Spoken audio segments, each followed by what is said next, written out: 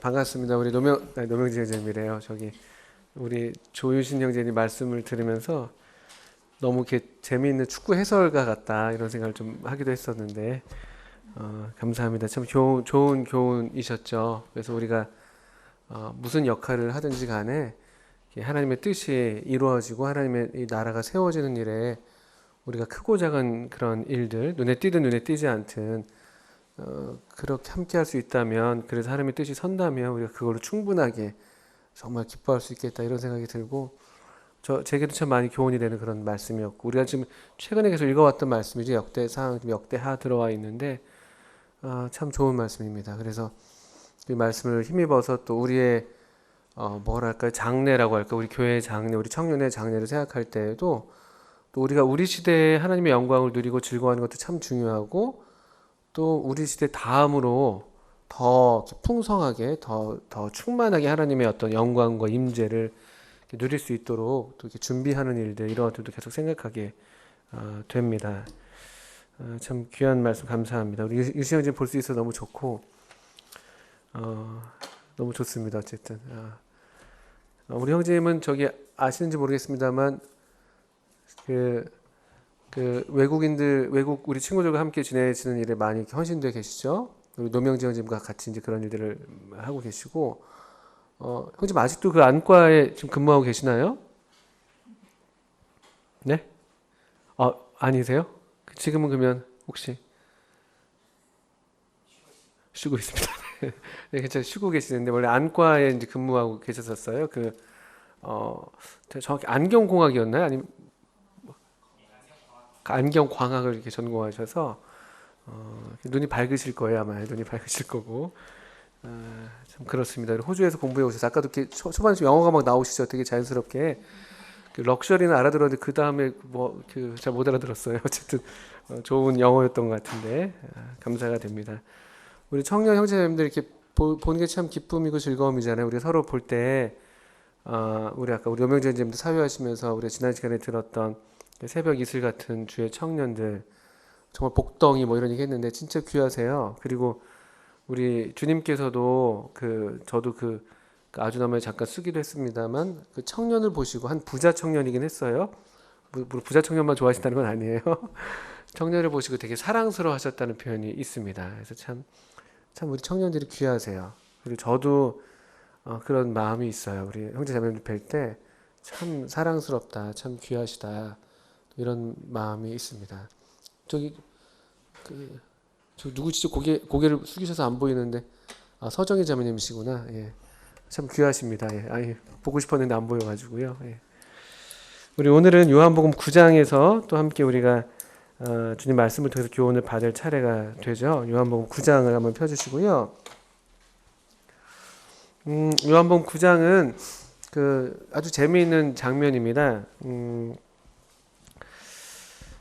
대략의 이제 스토리를 여러분들 읽으셔서 아시겠습니다만, 날 때부터 눈이 멀었던 한 사람이 있었죠. 근데 이 사람을 주님께서 보시고 그를 고치셨습니다. 근데 어떻게 고치셨죠? 다른 고침의 방식과 좀 다르게 특이한 방식으로 고치셨습니다. 예수님이 땅에 침을 뱉으셨죠. 예수님 침을 뱉으실 수 있는 분이십니다. 예수님도 사람이셨기 때문에 침을 뱉으실 수 있어요. 침을 이렇게 우리 중고등학교 애들처럼 뱉지는 않으셨을 거예요, 그죠? 이렇게 침을 제대로 이렇게 뱉으신 것 같아요. 그리고 진흙을 이겨서 이렇게 침을 뱉으셔서, 좀 더러워요, 사실 이렇게 그 흙을 좀 이렇게 만지작 하셔가지고 두 눈덩이에다가 딱 붙이셨습니다. 무슨 차를 공유하는 것처럼. 이게 진짜 정말 성경 말씀이 그래요. 그죠? 6절, 제가 지금 6절 말씀 읽는 거예요. 이 말씀을 하시고 땅에 침을 뱉어 진흙을 이겨 그의 눈에 바르시고. 바르셨으니까 좀 이렇게 덩어리는 아니셨으려나? 어쨌든 이렇게 되게 기묘한 장면이에요. 되게 이상한 장면입니다. 예수님 보통 이렇게 안 하셨잖아요. 예수님 그냥 보통 어떻게 하셨죠? 예수님이요?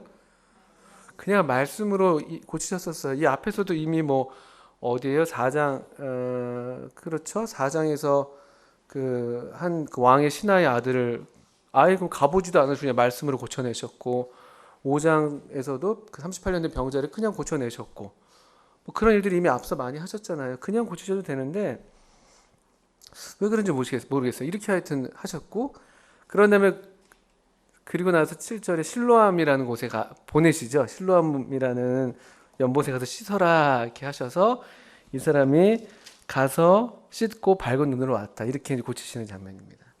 그 유명한 실로암. 저는 모르지만 군대에서도 한 번씩 불러보셨을 그 실로암. 동영상 보니까 실로암 떼창하는 장면 나오더라고요. 이렇게 막 이렇게 뭐 완전히 무슨 뭐 칼 군무하는 그런 거 서영 형제님 지금 군대 계신데 혹시 그러시나요? 형제님도 그분 중에 한 분이신가요? 주일날은 이제 따로 예, 벗어나셨군요. 굉장히 이렇게 차별화를 하시네요. 예, 나는 거기가 아니다. 어쨌든 동영상 검색하시면 나올걸요. 실로암 뭐 군대 뭐 칼군 뭐 이렇게 하면요 거의 광신도급의 어떤 그런 막 그 나와요. 그 유명한 실로암 찬송. 놀랍게도 진진이가 최근에 실로암을 커버했어요. 여러분 그것도 보고 싶은데 어쨌든 그 실로암 이야기가 바로 여기에 있어요. 그리고 이 이야기에 좀 특이할 만한 점은 다른 어떤 치유 사건과 다르게 보통 치유 사건에서는 그냥 그렇게 끝나서 해피엔딩이죠. 보통은요. 아마 우리 해피엔딩에 짐작하게 만드는 그런 그냥 이야기로 보통 이렇게 끝이 나요. 그런데 이 장면은 이 고침받은 사람이 논쟁의 한 중간에 이렇게 개입이 되죠. 다른 사건에서 그런 적이 없어요. 논쟁의 한 중간에 개입이 돼가지고 이 바리새인들과 이제 얘기를 주고받는 그런 장면이 길게 서술이 되는 게 특이한 점이에요. 근데 그 대화 장면도 되게 흥미롭죠. 우리가 이따 보겠습니다만. 그리고 나서 결국은 긴 대화 끝에 이 경노한 그 바리새인들이 어떻게 하죠? 이 눈을 뜨게 된 이 사람을 어떻게 하는지 아세요? 화가 잔뜩 나가지고 쫓아내버려요. 이 출교라는 아주 무서운 그 지역 공동체에서 배제시키는 거예요. 사람 취급을 하지 않는 것이죠. 오늘날 우리 이슬람에서 그런 거죠. 이슬람에서 이제 개종하게 되면은 뭐 출교는 기본이고 뭐 죽이기도 하고 막 그러잖아요. 가문의 수치다 뭐 이런 얘기하면서 그런 처우를 이제 받게 되는 사실은 되게 그냥 실제 내용을 가만히 보면은 굉장히 지금 험악한 그런 이야기인데 그걸 굉장히 우스꽝스럽게 약간 그려낸 것 같은 그런 느낌을 우리가 지울 수가 없습니다. 그리고 나서 쫓겨남을 당하고 예수님이 그제서야 또 이 사람을 찾아가서 그에게 자신을 나타내시고 또 그런 또 만남이 이렇게 후반부에 기록이 되어 있는 그런 장면이죠. 그 대략적인 스토리인데요. 여러분 잘 아시는 말씀인데 우리 여기서 몇몇 말씀들만 좀 볼게요. 9장 1절부터 5절까지 먼저 보시면 예수께서 길을 가실 때 날 때부터 맹인된 사람을 보셨습니다. 예수님에게 주도권이 있죠. 이 맹인이 예수님을 볼 수도 없었어요. 그죠? 물론 소문을 듣고 그 후에 바디메오 같은 사람처럼 예수님이 오신다는 소문을 듣고 다윗의 자손 예수여 나를 불쌍히 여기서 이렇게 얘기할 수는 있었겠죠. 나중에. 여기는 그렇게도 할 수 없는 게 예수님이 지금 아주 공적으로 드러내시면서 지금 길을 가신 게 아니었어요. 8장 끝부분 보니까 어떻게 되어 있습니까? 예수님이 돌에 쳐 맞아 죽으실 수 있는 위험한 상황이었잖아요. 그래서 예수께서 어떻게 하셨어요? 숨어 성전에서 나가셨어요. 이렇게 8장은 끝났어요. 숨어서 성전에서 나가셨어요. 그러니까 이거 뭐 이 소경은 예수님이 오시는지 뭐 예수님이 알 수가 없어요. 그런데 그런 중에 사실 예수님으로서도 사실 지금 뭐 물론 주님의 정하신 때가 있어서 그렇게 뭐 마음에서 조급함이나 그런 두려움이 없으셨겠습니다만 어쨌든 그런 중이에요. 지금 당신의 몸을 피신하는 그런 상황인데 그런 중에 9장에서 예수님이 이 맹인된 사람을 보셨습니다. 요건 항상 이런 일들은 다시 말해서 하나님께서 우리를 고치시는 일들 또 하나님이 우리를 건지시는 일들 우리를 구원하시는 일들의 주도권은요 언제나 하나님께 먼저 있어요. 이게 예수님 먼저 보셨기 때문에 이 일이 가능한 것이죠. 이 사람은 볼 수 없었어요. 우리도 마찬가지. 이러면서 우리도 이런 동일한 경험을 갖고 있죠. 우리가 예수님을 찾아서 예수를 믿은 게 아니에요. 그렇게 보일 때가 있긴 하지만 사실 가만히 생각해보면 우리가 정말 뭐 예수님을 먼저 우리가 찾아서 사실 그렇지 않습니다. 어떤 식으로든 하나님께서 우리를 먼저 찾으시죠. 우리는 사실 볼 수 없거든요. 우리 가려져 있거든요. 우리도 날 때부터 소경이잖아요. 우리도 빛을 싫어하는 사람들이거든요. 본성이 어둠이고. 근데 예수님께서 먼저 이 사람을 보셨다는 건 참 놀라운 장면이고, 항상 이 어떤 주님께서 사람들을 고치시고 만나시는 장면에서 대부분의 주도권이 이 주님께 있는 것으로 묘사가 돼요. 예수님 보시고, 예수님 보시고, 보시고, 이런 표현들이 얼마나 많이 나오는지 모르죠. 그러니까 예수님이 그 와중에 이 사람을 보신 거예요. 아마 좀 보시려고 멈춰 섰나 봐요. 그러니까 제자들이 지금 주님이 지금 이 맹인을 보고 계시는구나라고 알았던 것 같죠? 그래서 2절, 3절에서 제자들이 묻습니다. 어떻게 물어봐요? 무슨 질문을 합니까? 이 사람이 이렇게 된 것이 누구의 죄 때문이에요? 자기 죄 때문입니까? 그의 부모 죄 때문입니까? 이렇게 묻습니다. 이게 제자들의 관심사였어요. 이게 우리가 오늘날 겪고 있는 그런 상황이죠. 우리도 사실 우리 주변에 여러 문제 상황들을 만나잖아요. 우리가 해결할 수 없는 어떤 그런 재난들, 뭐 질병들, 어떤 악한 일들, 그러니까 왜 이런 일들, 이렇게 우리가 얘기하게 되는 그런 질문들 우리가 많이 만나게 되잖아요. 뭐 여러분들 사실은 알게 모르게 그런 일을 다 겪어왔을지도 모르죠. 왜 나에게 이런 일이, 왜 내가 원하는 대로 되지 않았지? 왜 내가 원하는 대로 태어나지 않았지? 왜 나는 이런 집에서 태어났지?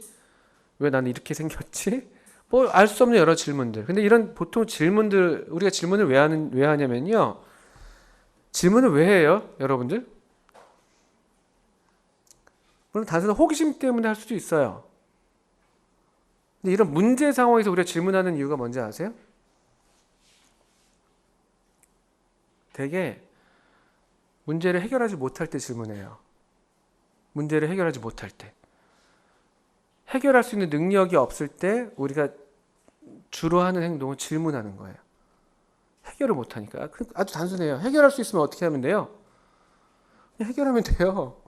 뭐 이런 질문을 해요. 그냥 가서 고쳐주면 되죠. 눈을 뜨게 해주면 되죠. 근데 우리는 할 수 없는데 내 능력 밖에 이런 일들이 일어났을 때 우리가 하게 되는 이런 반응들, 질문이죠. 사실 우리의 어떤 절망의 표현일 수도 있어요. 우리의 무능의 표현일 수도 있고. 사람은 그래서 어쩔 수 없이 질문을 품고 살 수밖에 없습니다. 질문을 품고. 질문이 없는 사람이 없죠. 우리가 해결할 수가 없으니까. 우리 능력이 다 제한되어 있으니까. 내 삶이 내 마음대로 되지 않고. 내가 왜 여기까지 와야 되는지도 모르겠고. 내가 앞으로 어떻게 가야 될지도 모르겠고. 우리가 할 수가 없으니까, 알 수가 없으니까 계속 질문하는 것이죠. 이게 우리 사람들의 이제 그 인식의 한계죠. 능력의 한계이고. 그리고 불행히도 그래서 이런 질문들은 학문의 발전에 도움이 됐을지 몰라요. 학문의 발전에.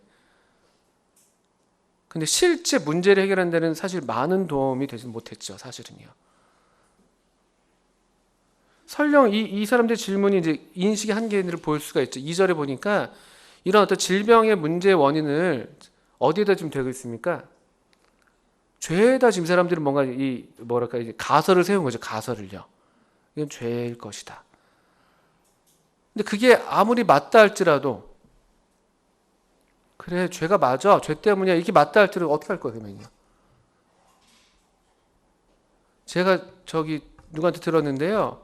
우리가 밝혀진 질병들이 엄청나잖아요. 우리 지금 이 의학이 발달하면서 고칠 수 있는 병이 몇 가지가 있대요.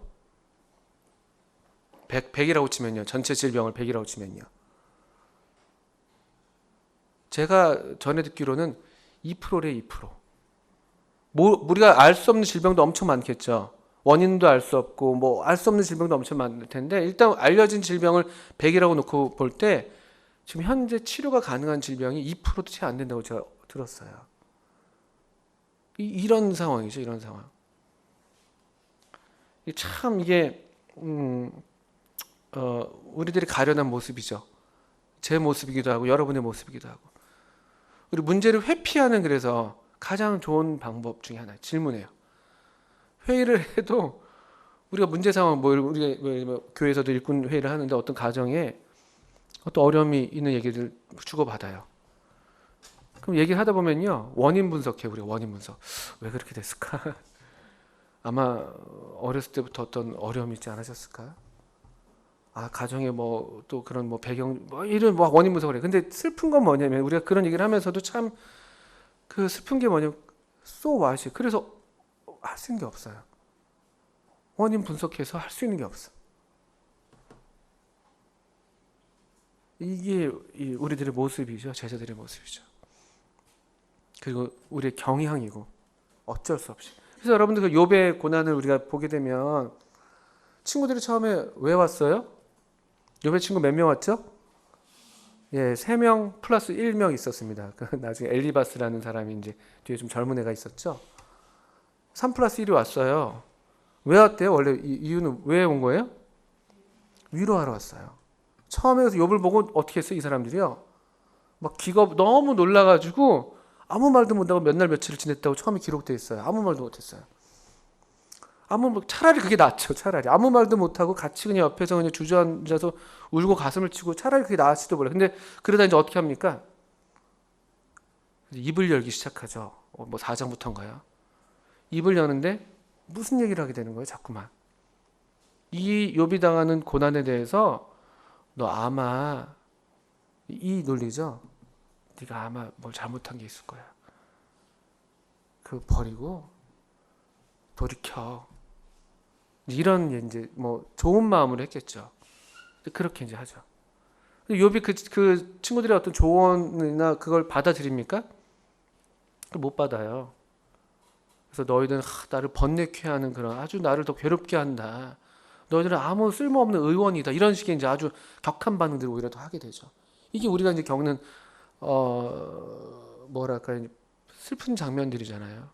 우리의 위로가 가닿지 못해요. 이게 안타까운 것이죠. 또 그것만큼 또 가닿지 못하는 위로만큼 공허한 것도 없고 또 그럴 때 느끼는 뭐 위로한다고 하는 내가 느끼는 그런 좌절감도 있고 또 위로를 받겠다고 만났는데 위로가 되지 않는 그런 만남에서 오는 그 문제의 당사자들의 겪는 좌절감도 있고 이게 참 슬프잖아요. 저는 그런 경우 많아요. 제가 아무것도 할 수 없을 때 느껴지는 무력감들 막. 근데 그럴 때 우리 하나 우리가 희망이 되는 게 있는 것이죠. 우리 못해요. 우리 질문밖에 우리가 할 수가 없고 그 질문도 안 했으면 좋겠지만 어쨌든 그런데 주님이 이 질문에 대해서 대답하십니다. 예수께서 대답하시되 이 사람이나 그 부모의 죄로 인한 것이 아니라 3절이에요. 그에게서 하나님이 하시는 일을 나타내고자 하심이라. 때가 아직 낮음에 나를 보내신 이의 일을 우리가 하여야 하리라. 밤이 오리니 그때는 아무도 일할 수 없느니라. 내가 세상에 있는 동안에는 세상의 빛이로라. 주님의 대답을 잘 보십시오. 이게 우리가 배워야 될 부분인 것 같아요. 욥기가 바로 실제로 그 긴 이야기가 이 장면을 아주 길게 나열해줬다고 볼 수가 있는데 예수님이 그들의 질문에 대해서 뭐 대답이면 대답을 분명히 해주십니다. 어떤 대답을 해주시죠? 이 질병은 죄 때문이 아니야. 일단 죄 때문이야. 이거 여러분 배우십시오. 죄 때문이 아니다. 이게 물론 우리가 우리 자신의 어떤 그런 불행을 겪었을 때 우리를 돌아보는 질문을 우리가 우리 자신한테 하는 질문으로는 괜찮아요. 혹시 내가 뭐 잘못한 게 없을까? 혹시 내가 주님 앞에서 뭘 돌이켜야 되는 게 없을까? 이건 우리가 해야 될 질문이에요. 당사자는 그렇게 하시면 좋아요. 그런데 당사자가 아닌 입장에서 이런 접근은 여러분 하지 마십시오. 어떤 사람이 어떤 문제를 겪고 있을 때 그게 죄 때문이라고 그런 렌즈를 갖고 먼저 접근하지 마세요. 그거는 하나님이 그렇게 얘기하지 않으셔요. 물론 그럴 수도 있죠. 또 궁극적으로는 사실 죄 때문이긴 해요. 궁극적으로는 그 아담의 죄. 이 세상에 불완전을 가져온 그 아담의 죄. 그런 의미에서는 맞는 말이지만 근데 우리가 어떤 불행 중에 있는 그런 사람들에게 이런 접근은 하나님의 접근이 아니에요. 전에 왜 우리 그런 경우들 얘기하잖아요. 어떤 재난당하고 어떤 국가적인 재난들 뭐 IT에서 옛날에 지진 크게 일어났을 때 또 뭐 동남아시아에 쓰나미 같은 거 크게 일어났을 때 그런 것에 대해서 함부로 말하는 분들 우리가 봐왔어요. 비가 오는군요. 비가 오는 건가요? 비가 오는군요. 제가 조심스럽게 말씀드리지만 그런 말씀들은 적합하지 않은 것 같아요. 뭐 이를테면 우상을 섬겨서 뭐 그런 거 잘 모르겠어요. 저는 그렇게까지 우리가 말할 수 있을까? 좀 조심스러운 면이 있어요. 그냥 우리가 긍휼히 여기는 마음을 품는 게 먼저가 아니겠어요? 어떻게 도울까를 먼저 하는 게 맞지 않을까요? 그런 생각 좀 들어요. 왜냐면 주님이 그러셨으니까. 또 정작 이제 3절 말씀이 조금 약간 해석에 좀 어려운 부분이긴 해요. 3절을 이제 보통 어떻게 이해할 수 있냐면 우리 이제 우리말 성경도 그렇게 되어 있고 영어 성경도 그렇게 되어 있긴 한데요. 소위 이제 마침표가 예수께서 대답하실 때 그 사람이나 그 부모의 죄로 인한 것이 아니라 그래서 하나님이 하시는 일을 나타내고자 하심이라 이렇게 되어 있잖아요. 우리말이요. 그래서 우리가 이 말씀 그대로 우리 받을 수 있습니다. 물론. 뭐냐면은 하나님께서 뭔가 일하실 것이 있으시다. 하나님께서 나타내고자 하시는 일이 있다. 그래서 우리가 물어야 될 질문이 있다면 이 사람의 이 질병이 죄 때문입니까? 아닙니까? 이걸 묻는 게 아니라 이 영혼에게, 이 친구에게 또는 고난을 겪고 있는 나에게 하나님이 하시는 일이 그렇다면 나타나고 있는가? 또는 어떻게 해야지 그럼 나타나게 할 것인가? 이런 질문은 우리가 반드시 해야 될 질문이 되는 거예요. 다시 말씀드릴게요. 어떤 문제의 어떤 원인을 자꾸 찾으려고 하시기보다는 그게 나든 또는 뭐 제3자의 어떤 상황이든 간에 그거보다는 어떻게 해야지 그러면 이 문제 상황에서 하나님이 하시는 일이 나타날 수 있을까? 이 질문을 우리가 하셔야 돼요. 이게 상황을 바라보는 바른 시각입니다. 이게. 문제 자체를 들여다봐서는요, 우리가 답을 구할 수도 없고, 뭐 원인을 구한다 할지라도 해결할 수도 없고,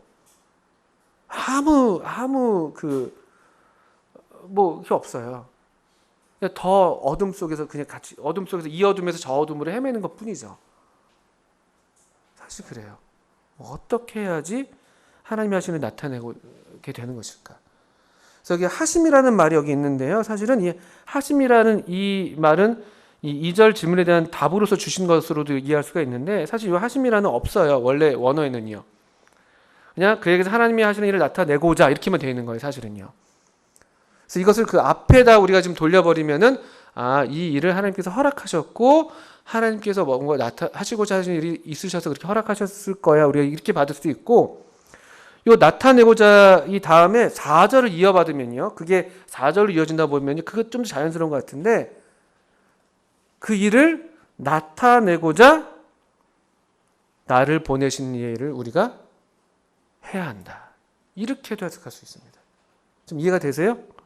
그냥 질문에 대한 답으로서 하심이라로 끊을 수도 있고 아니면은 질문은 뒤로 하시고 이 사람의 죄, 그 사람 뭐 부모의 죄가 아니야. 그리고 그에게서 하나님의 일을 나타내시고자 때가 아직 낮으니까 우리가 나를 보내신 일을 해야 하겠다. 이렇게도 우리가 이해할 수가 있습니다. 아마도 근데 후자가 저는 좀 더 맞지 않겠나.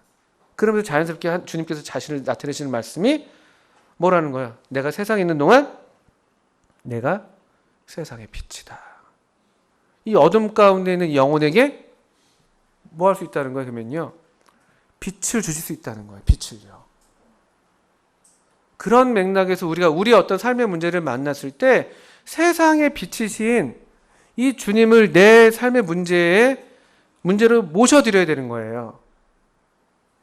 그래야지만이 하나님께서 이 문제 가운데서 뭔가 하시고자 하시는 일을 나타내시고 영광을 받으실 수가 있는 것이죠. 또는 우리가 어떤 친구를 돕는다고 한다고 할 때 어려움 가운데 있을 때 그때 우리가 그냥 어줍지 않은 우리 그냥 쉽게 하는 말들 말고 이 주님을 그에게 소개해 줄 수 있다면 그 요나단이 다윗한테 한 이야기잖아요. 요나단이 다윗이 숲을 속에 숨어 있었을 때 어떻게 했어요? 자기가 할 수 있는 게 없잖아요. 그러니까 어떻게 했냐? 그가 다윗을 찾아가서 하나님을 힘있게 의지하게 했다. 이런 표현이 우리 전에 봤었죠. 사무엘 하였나요? 하나님 힘있게 의지하게 했다. 그에게 이 세상의 빛이 되신 예수님을 소개하고 또는 예수님께로 그 친구의 어떤 문제를 가져오게 하는 또 그가 그렇게 할 수 없다면 우리가 기도로서 이제 그렇게 하는 것이에요. 이건 아주 중요한 교훈이라고 제가 생각이 들어요. 여러분 꼭 우리가 그리고 배우셔야 될 어떤 교훈. 성령님께서 하시는 위로는 이런 종류의 위로일 거예요. 성령님께서 하시는 위로도. 세상은 이거 못해요. 그러니까 어떻게 합니까? 좀 적당히 위로하다가 야, 마셔. 에이 뭐야 다 잊어버려 뭐 그런 거지 뭐 하면서 이러고 말아요. 다음 날 되면 또 그때 잠깐 망각하는 것뿐이죠. 계속 문제는 쌓여가고 깊어가고 좌절감은 커져가고. 근데 우리 또 이제 그리스도인들은 또 너무 쉽게 이제 이런 또 위로를 하려고 하는 경향들, 그냥 이런 접근들. 왜 그러지? 누구 죄 때문이지? 뭐 잘못한 게 있나? 뭘 잘못했겠지. 걔가 잘못했겠지. 뭐 이런 거 말고 주님께로 인도해 주는 거예요. 주님께로. 또 그가 그렇게 할 수 없다면 우리가 기도로서 그 문제를 주님께 가져다 주는 것이에요. 그래야 그에게서 하나님이 하시는 일을 나타내시는 것이죠. 아주 중요한 원리죠. 그러니까 우리가 물어야 될 질문이 이거예요. 하나님이 하시는 일이 나타나는가? 또 나타내게 하려면 나는 어떻게 하나님의 일에 동참할 수가 있지? 이 질문해야 되는 것이죠. 또는 거꾸로 더 직접적으로 우리한테 질문할 수 있다면 내 삶에서 이런 문맥이 있습니다만 또 내 삶에서는 그럼 하나님이 하시는 일이 나타나고 있는가? 이런 질문은 아주 유효한 질문이죠. 꼭 해야 될 질문인 것이죠.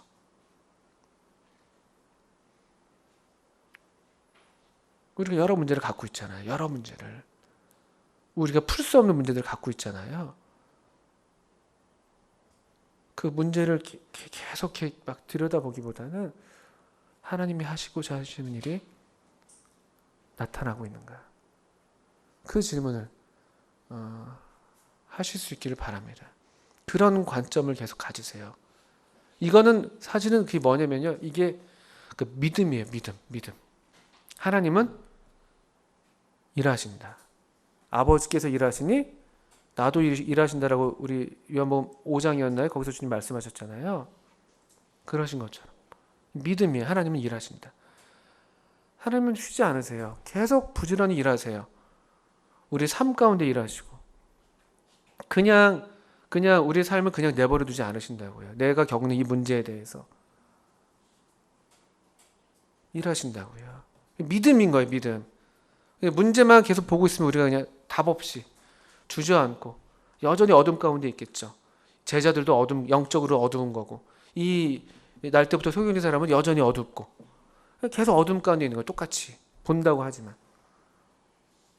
근데 그러시기보다는 이 하나님이 하고자 하는 일, 하나님이 하시는 일을 나타내는, 하나님은 그렇게 하신다는 그 믿음, 이것들을 가질 수 있으면 좋겠죠. 6절부터 9절까지는 또 이제 사실 그 이후로는 계속 이제 오히려 주님은 잠깐 뒤로 물러가시고 이제 이 날 때부터 소경된 사람이 전면에 이제 부각되죠. 아주 재미있는 모습으로 부각이 됩니다. 아까도 말씀드렸습니다만 아주 단순한 모습이죠. 근데 한마디로 얘기하면요, 아주 단순해요. 여기 이제 여러 종류의 사람이 나오는데요. 예를 들면은 8절 보시면 이웃 사람들이 나와요. 이웃 사람들. 전에 그를 알던 이웃 사람들이 나와요. 그래서 막 긴가민가해요.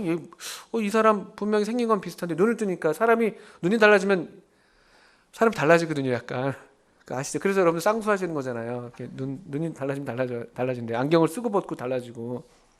좀 달라졌겠죠. 아무래도 좀 이상하게 그 사람 같은데 아닌 것 같고 뭐 그랬나 봐요. 그런데 어쨌든 이웃 사람들 나와요. 의문을 품죠. 의문. 여긴 계속 의문들이 이어져요. 그 9장은 질문들의 연속이죠. 계속 질문들이에요. 막 8절에서 이제 아니냐 이렇게 의문했어요. 9절에 어떻게 합니까? 이 사람의 대답 보세요. 뭐라고요? 자기 말은 내가 그라. 얼마나 단순해요.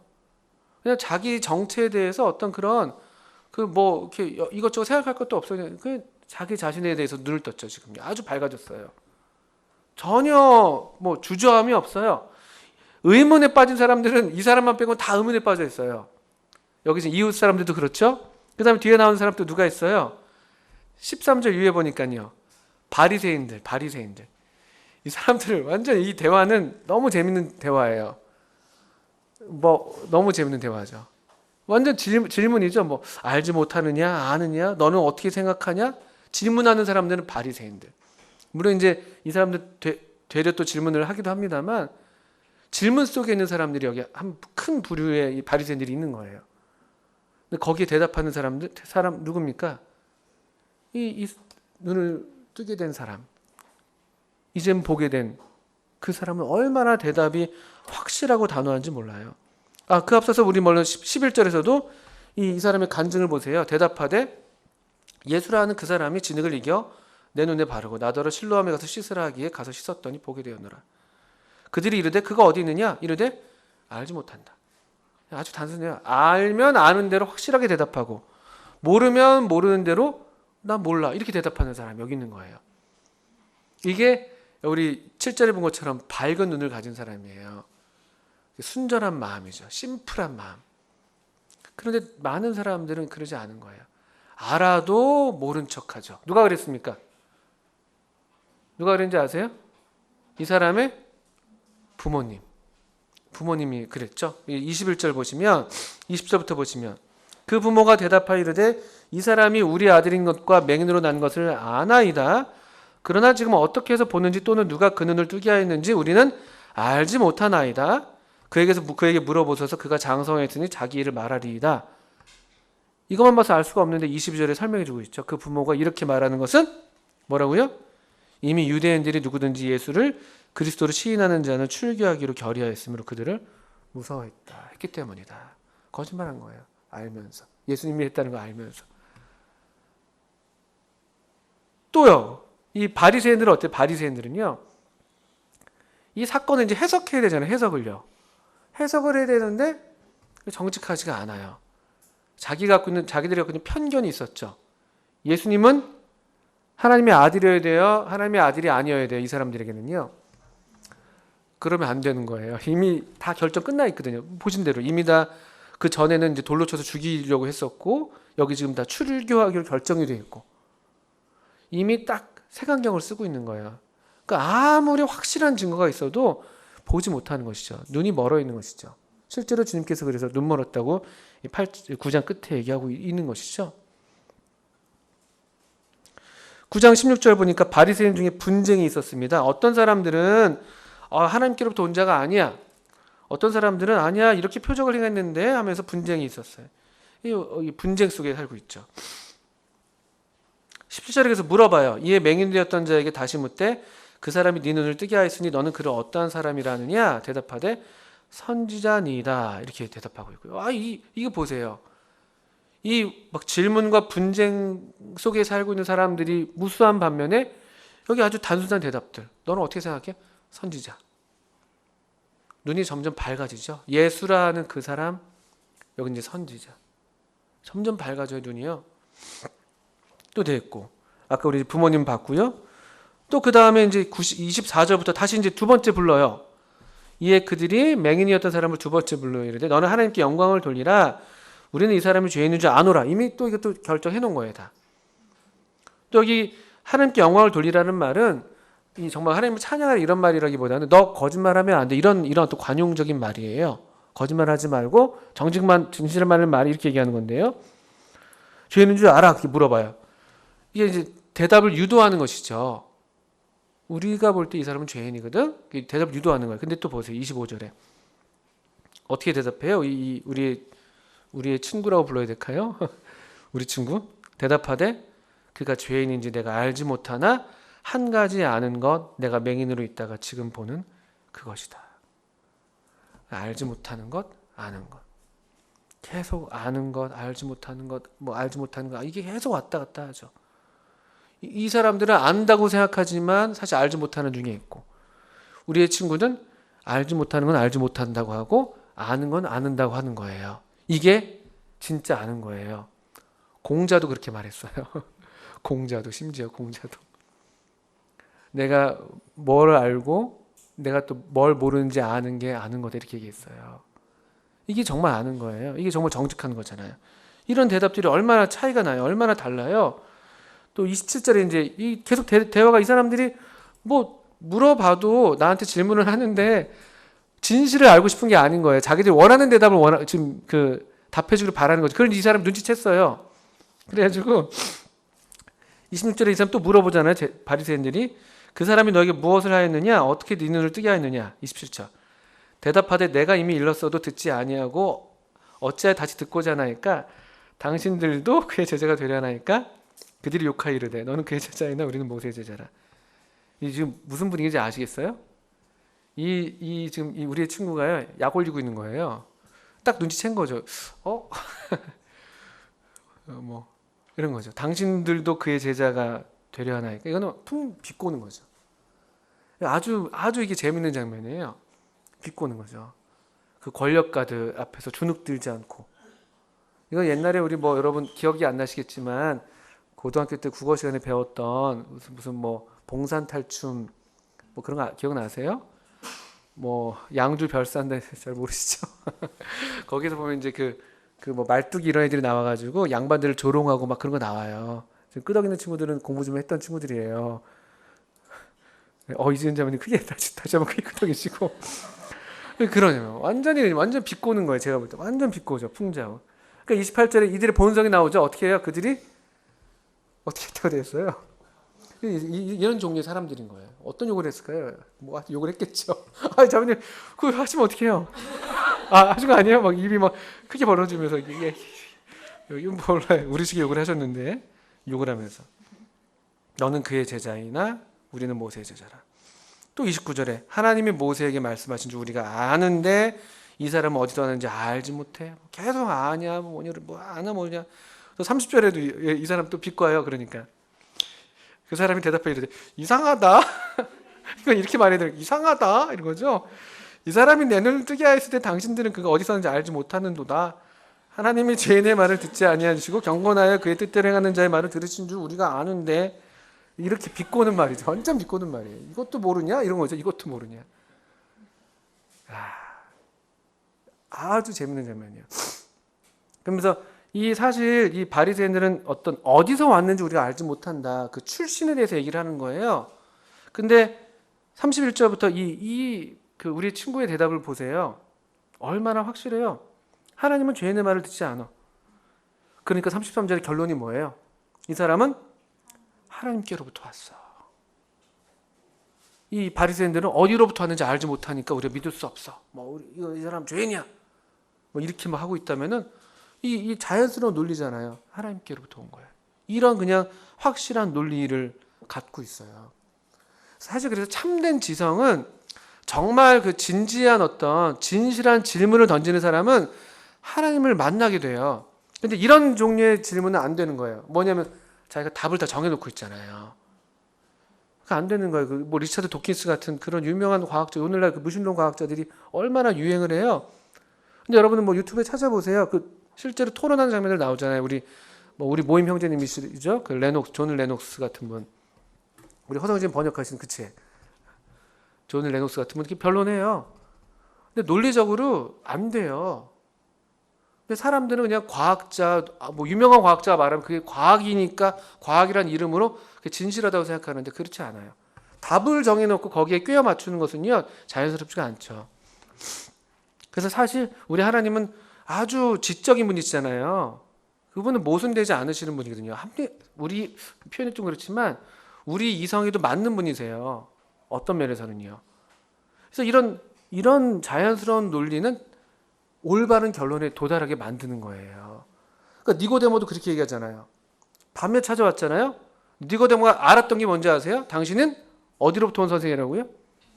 하나님께로부터 온 선생이라고요. 왜냐하면 그렇지 않고서는 당신이 이런 표적을 행할 수가 없다. 이게 논리예요. 이게 논리. 그렇잖아요. 이런 너무나 통쾌한 지금 대화가 주고받고 있는 거예요. 그러나 34절에 이 사람들 자기가 꿀리잖아요. 어떻게 했어요? 그래서 결국 쫓아냈어요. 아까 욕하고 쫓아내. 이게 본성인 거예요. 그 지성이라는 가면을 쓰고 있는 오늘날 무신론자들의 본성이죠. 화를 내요. 욕하고. 그리고는 무력을 행사하는 거예요. 어떤 다수의 힘을 이용하든지 횡포죠. 횡포 이건요. 쫓아내는 거예요. 이 장면이 아주 길게 지금 되어 있는 게 독특한 점이기 때문에 우리가 주목해야 될 부분이에요. 또 여기에서 우리도 그래서 과연 내가 우리 주님에 대해서 증거할 수 있는 증거가 얼마나 확실한지 우리가 확인할 수 있어요. 이거는 부인할 수가 없는 거예요. 이 바리새인들이 아무리 회유하고 유도해도 이 분명한 경험, 이 변화의 경험을 갖고 있는 사람은 부인할 수가 없어요. 그러니까 얘기할 수밖에 없는 거예요. 내가 한 가지 아는 것은 나 다 몰라도 내가 경험한 이 변화, 내가 만난 이 예수님, 그가 어떤 분인지 아직은 잘 모르지만 이걸 부인할 수가 없어요. 이게 우리가 갖고 있는 내적인 어떤 강력한 증거예요. 이건 우리 자신도 부인할 수가 없는 거예요. 아무리 부인하려고 해도 우리 안에는 이 생명의 증거죠. 성경은 이거 가르쳐서 이제 성령이 우리와 더불어서 증거하신다 이런 표현들 하죠. 성령의 내적 증거 이런 표현도 하고 또 너희 안에 증거가 있다. 하나님의 아들을 믿는 자에게는 그 안에 증거가 있다는 요한일서 말씀 같은 것들. 이 변론은 대단히 중요한 거였어요. 왜냐하면 요한복음 당시에 이 독자들이 처했던 상황을 생각하면요, 이 비슷한 상황이거든요. 이때도 이미 출교하기로 결의가 돼 있잖아요. 아마 우리가 모르긴 몰라도 AD 한 90년 전후, 85년, 90년 전일 텐데요. 역시 대단한 이 위협 가운데 지금 이 요한 공동체가 있었던 거거든요. 그러니까 얼마나 마음에서 막 흔들림이 있을 수 있잖아요. 우리 야고보서도 그런 문제를 다루고 있는데 히브리서군요. 히브리서도 유대인 공동체로부터 지금 쫓겨나는 그런 위협. 그건 이미 있었던 거예요. 여기도 보신 것처럼.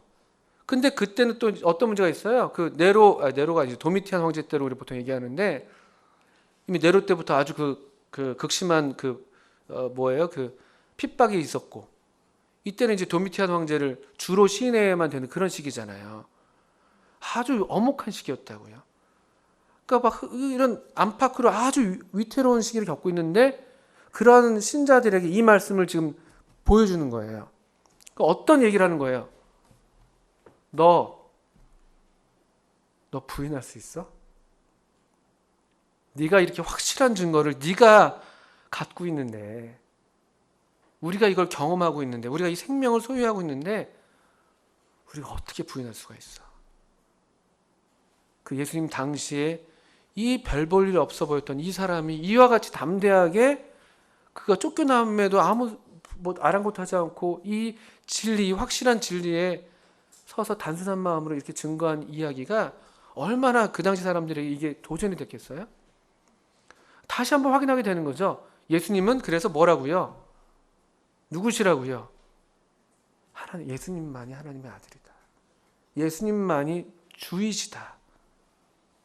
이 진리를 확신하게 하는 거예요. 그래서 여러분 34절 위에 보니까 예수님이 이제 만나셔요.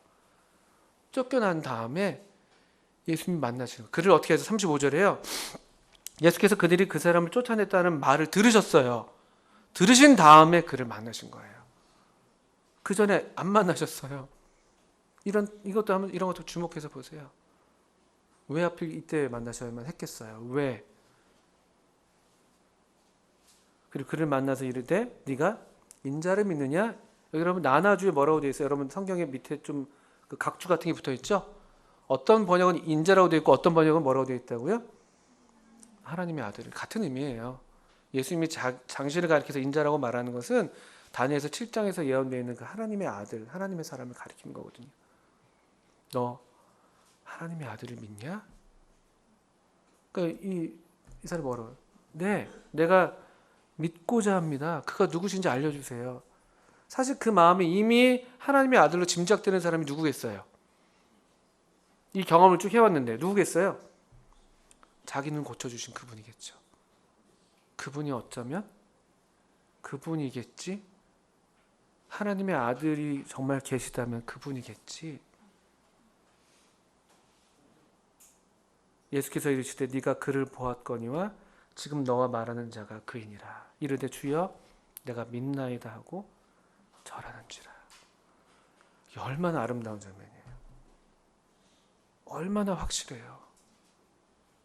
이 사람의 이 절하는 이 믿음의 고백, 예배의 행위, 이게 이 요한복음을 처음 받았던 그 사람, 그 최초의 독자들에게 얼마나 감동이 됐겠어요. 이게 동일한 경험이잖아요. 동일한 경험. 맞아. 우리가 지금 좀 어려운 가운데 있지만 그래, 이분이 예수님, 이 예수님이 하나님의 아들이시지. 우리가 믿고 따라할 분이 이분이시지. 이걸 어떻게 부인하겠어? 나를 찾아주셨던 이분, 내게 빛을 주셨던 분, 나를 변화시키신 분, 우리가 어떻게 이분을 아니라고 말할 수가 있겠어? 아마 그들의 믿음이 더 새로워지고 확실해졌을 거예요. 오늘 우리도 이럴 정도인데 이 말씀을 볼 때마다 그래요. 저도 그래, 맞아, 이분이지. 내가 엎드려 절해야 할 분, 내가 예배할 유일한 분. 아무리 내가 세상에서 불이익을 당한다 할지라도, 아무리 사람들로부터 인정받지 못한다 할지라도 내가 어떻게 이분을 아니라고 말할 수가 있겠어요? 어떻게 이분을? 이게 우리 고백이에요. 모르긴 몰라도 정말 우리 청년자매도 거듭나신 분들이라면 이 경험 우리가 다 갖고 있을 거예요. 많은 사람들은 이 앞에서 머물러 있어요. 그냥 아내 알지 못하네, 아내 알지 못하네, 계속 이런 변론들, 공허한 이야기들, 답을 다 정해놓고. 근데 이 35절에 우리가 아까 읽었습니다만 이게 이제 믿음의 이야기로 예수님이 전환시키시잖아요. 예수님의 질문은 여기 지금 사람들의 질문은 너 아냐, 알지 못하냐 이런 거였잖아요. 너 누구라고 생각해 이런 거였는데 주님의 질문은 넌 믿고자 하느냐 그래요. 믿음의 문제로. 이 알면서 믿음으로 도약하는데 중요한 그 단계가 하나 있었어요. 35절에 보니까요. 어떻게 되어 있죠? 예수께서 그를 만나셨어요. 그래서 많은 경우에 우리 뭐 아는 거냐 믿는 거냐 막 뭐 그 학생들 때 우리 특히 많이 그런 고민 많았잖아요. 근데 성경을 보면요. 그냥 그런 거는 고민할 것도 아니에요. 예수를 만나면 믿어져요. 그거 헷갈리면 만나지 못한 거예요, 사실은요. 전 그렇게 생각이 들어요. 성경을 볼 때. 예수를 만나면 예수님은 너 아냐 이런 거 안 물어보세요. 넌 믿니? 넌 믿고 싶니? 여기 내가 있는데 너 날 따를래? 그리고 거기에 대답을 요구하시는 거죠. 이런 어떤 도약을 우리가 또 35절 이후로 보게 되죠. 여기 만남이 있는 거예요. 만남. 알면서 믿음으로의 도약에는 아무리 많이 연구해서 우리가 되는 게 아니에요. 참 신비롭죠. 성령을 통해서 우리가 주님을 만나게 되는 거예요. 그리고 주님께서 우리에게 하시는 그 말씀을 듣게 되는 것이죠. 여기 그러잖아요. 30절에 네가 그를 보았거니와 지금 너와 말하는 자가 크다. 너와 말하는 자가 크다. 우리에게 어떤 말씀을 하신다고요. 그 말씀이 우리 영혼에 부딪혀 온다고요. 너와 말하는 자가 그야. 이게 우리 경험이잖아요. 우리 간증이고. 이렇게 믿게 되면 아까 어떤 형제님이 좋은 말 했어요. 믿게 되면 그제서야 정말 알게 되는 거죠. 물론 그전에도 모르는 건 아니죠. 어떤 지식의 파편들이 있다면 이런 인격의 만남, 어떤 만남이 되었을 때 비로소 우리의 지식이 참되게 되는 것이죠. 알아야 될 걸 알게 되고 반드시 알아야 될 걸 알게 되고 이게 참 놀라워요. 놀라워요. 그래서 우리가 하나님을 아는 것도 또 중요하지만 하나님이 우리를 아시게 되는 이런 어떤 서로를 아는 그런 관계가 시작되는 거잖아요. 그래서 이 사람 얼마나 그 뒤에 얘기가 나오진 않아요. 그렇죠? 근데 이 사람 출교당했으니까 어떻게 했을까요? 그 다음부터는요. 아마 예수님을 따랐을 거예요. 그냥 예수님을 따라서 같이. 우리가 그런 것처럼. 그래서 우리 형제 자매님들도 우리에게 있는 동일한 이런 믿음의 경험들을 다시 한번 확인하시고 또 우리 안에 있는 생명으로 인해서 정말 이 확신과 기쁨 가운데 주님을 예배하는, 주님을 따르는 그분과 함께 또 이와 같은 일들을 하는 하나님이 하시는 일을 나타내는 그런 일을 우리가 하는 것이죠. 우리도. 이 사람이 그런 일에 이제 동참하는 그런 특권을 누리지 않았겠어요? 우리도 그런 우리에게 하나님이 하시는 일이 나타나셨기 때문에 우리도 빛이신 주님을 따라서 우리도 하나님이 하시는 일을 또 함께 하는 때가 아직 낮으니까 주님이 우리와 함께 하시니까 그런 특권을 우리 계속 잃지 않고 또 주님을 사랑하고 섬기면 좋겠습니다. 우리 함께 기도하고 마치겠습니다.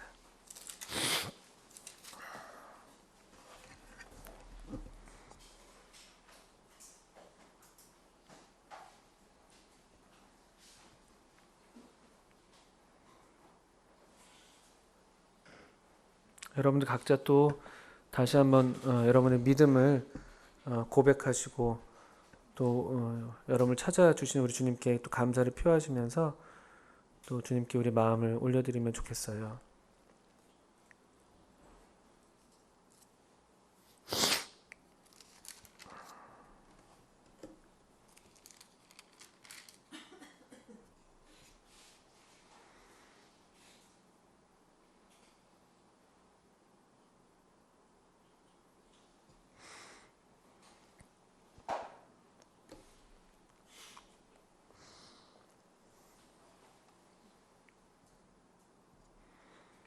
하나님 아버지, 저희들이 참 많은 사람들이 아는 것만큼 많이 알지도 못하고 또 많이 가지지도 못하고 또 많이 참 누리지도 못하는 그런 삶을 살고 있을지도 모릅니다. 또 그러나 우리에게 분명히 알아야 할 것들을 알아야 할 것을 알게 하시고 또 한 가지 확실히 아는 것을 허락해 주셔서 복되게 주님을 또 참 사랑하고 또 주님의 사랑 안에 있게 하시고 또 그래서 기쁘게 주님을 따르게 해주셔서 감사합니다. 하나님 아버지, 우리 청년들의 믿음을 또 계속 새롭게 해주셔서 우리로 이 주님을 예배하고 주님을 따르는 이 기쁨을 잃지 않게 해주시기를 기도합니다. 우리가 믿는 우리 주님이 참으로 하나님의 아들이신 것을 우리가 성경 말씀을 통해서 특별히 요한복음을 통해서 그 기록된 목적을 따라서 확신하게 하시고 또 더욱 확신하게 하셔서 우리가 흔들리지 않는 그런 초점이 잡힌 그런 삶을 살게 해주시기를 기도합니다. 예수님의 이름